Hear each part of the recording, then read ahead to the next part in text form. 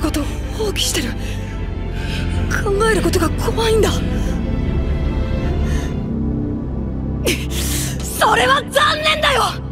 僕はもう君しかいないんだよ。このままじゃ兄は悲鳴は聞きたくないっていうのに。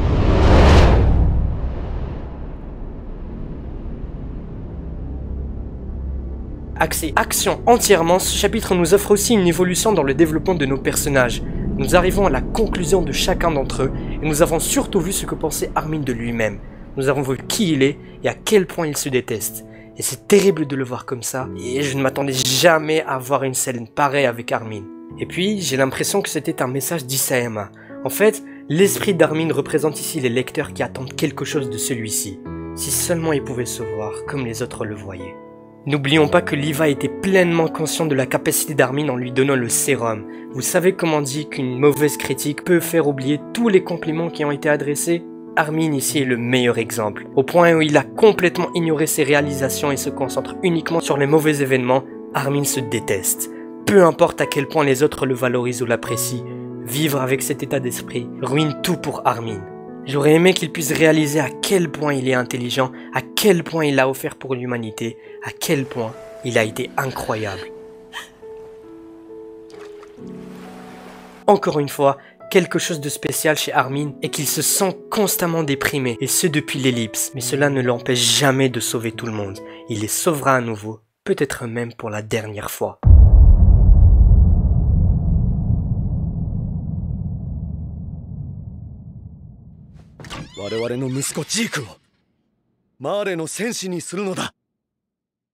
Souvenez-vous maintenant de ceci, Sig Jäger est un personnage plus libre que la plupart des autres. Au début de sa vie, il a été contraint de prendre certaines décisions par le biais de ses parents. Mais peu de temps après, il a fait ses propres choix, il les a dénoncés et il a fait le choix de continuer l'héritage de son père. La liberté d'Eldia pour lui n'a jamais vraiment été un sujet, il voulait juste que le cycle de la haine s'arrête. Ce que je dis, c'est que la rencontre de Sig et Armin dans le chemin peut aboutir à quelque chose. Comme je l'ai dit, Sig a toujours fait ses propres choix. Il a toujours été un personnage plus libre que la plupart, et je pense qu'il a encore un rôle majeur à jouer. Cette fin de chapitre qu'on a eue pourrait nous conduire à une confrontation avec Eren dans le chemin pour entamer une discussion. Cependant, Eren avait déjà fait part de sa volonté.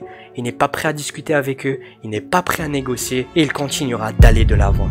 Mais si Armin continue de parler, encore et encore, sans cesse, en continu, sans interruption, en criant, en pleurant, mais surtout en rappelant Eren ce qui comptait le plus pour eux, eh bien, il y aurait peut-être un moyen d'entamer une discussion avec lui. Entre ces trois personnages, Eren qui a abandonné son humanité pour la liberté, Sig qui a été trahi par son frère et Armin qui a été l'ami d'enfance d'Eren, tous coïncidents, pourrait conduire à une conversation très tendue avec celui-ci. N'oublions pas aussi comment Eren a dit que ce n'est pas Erwin ou lui-même qui sauvera l'humanité, mais plutôt Armin. Il sait qu'Armin sera celui qui sauvera tout le monde, mais maintenant qu'il est dans le chemin, je suis très content de voir que ma théorie se confirme de plus en plus. Si vous l'avez raté, le lien est dans la description et dans le commentaire épinglé. Nous pouvons voir un Armin dans ce chapitre qui essaie désespérément de concocter une stratégie ou un plan pour faire quelque chose pendant qu'il est dans le chemin, et cela, parallèlement à la connaissance de Sig sur les titans, pourrait formuler une stratégie appropriée. Notons également que Sig s'est déjà qualifié de vrai restaurateur eldien, donc parler avec Armin au chapitre suivant pourrait aider pour leur plan d'évacuation ou même un plan pour abattre Eren.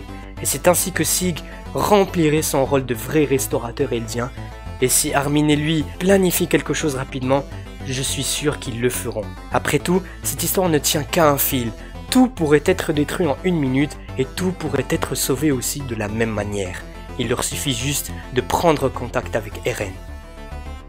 Grand chapitre de configuration, plusieurs personnages sont déplacés vers leur conclusion. La façon dont Levi a parlé et la fin du chapitre suggère qu'Armin fera bientôt quelque chose de grandiose.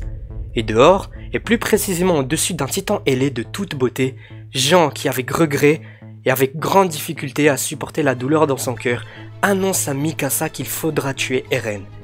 Jean Kirstein ici n'est pas seulement triste parce que son ami doit mourir, mais surtout parce qu'il ne voulait pas blesser Mikasa. Rappelez-vous, dans un précédent chapitre, Jean était très inquiet pour Mikasa, qui blessé par Eren, lui avait répondu que tout va bien. Mais malgré cela, Jean continuait d'insister et voulait savoir comment Eren l'avait blessé. Mais ce qui est encore plus triste, c'est d'avoir automatiquement pensé à Eren en revoyant ces quelques bulles de dialogue de Jean.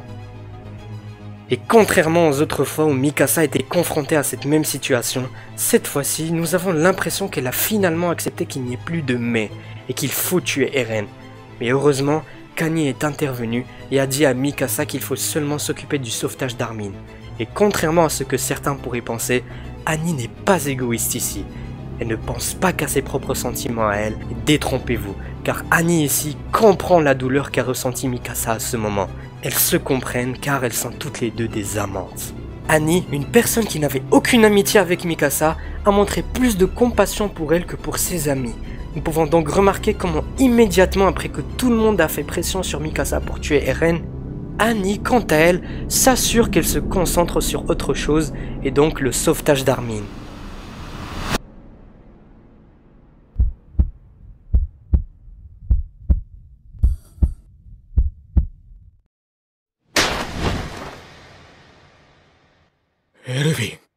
Levi a vu ce qu'Erwin et Hanji ont vu chez Armin.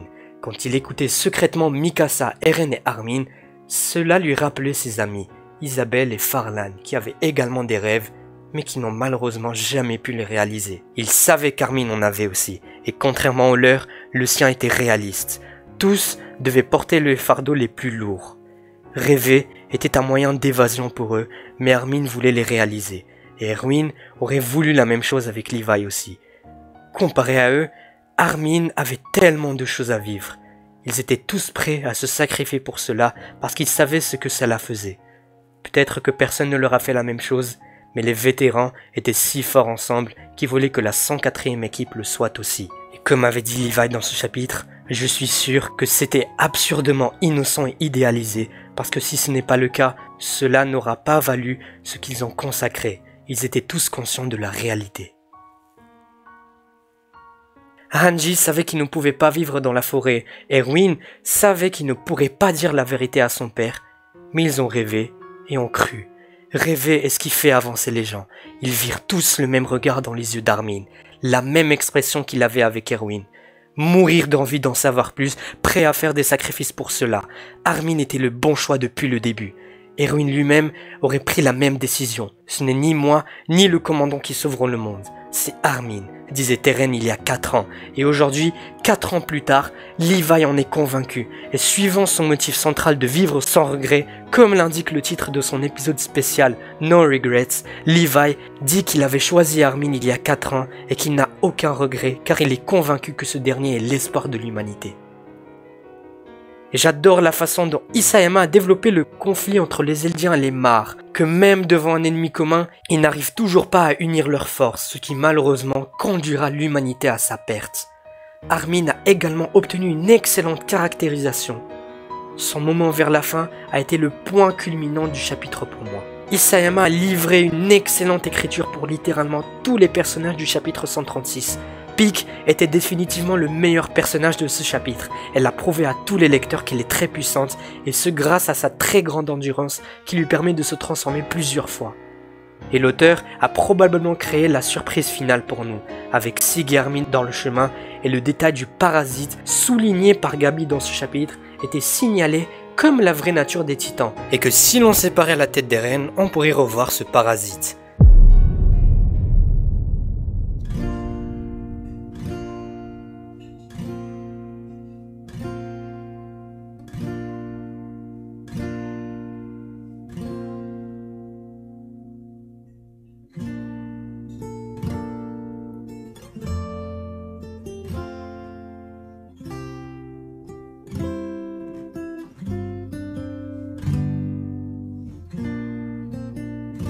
À ce stade, tuer Sig n'est même pas la chose la plus importante pour Levi.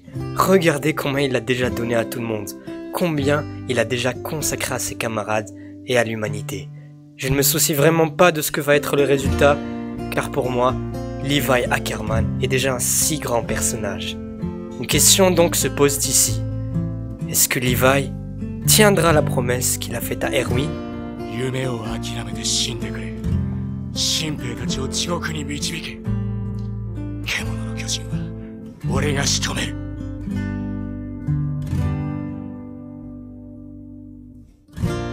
リヴァイ、ありがとう。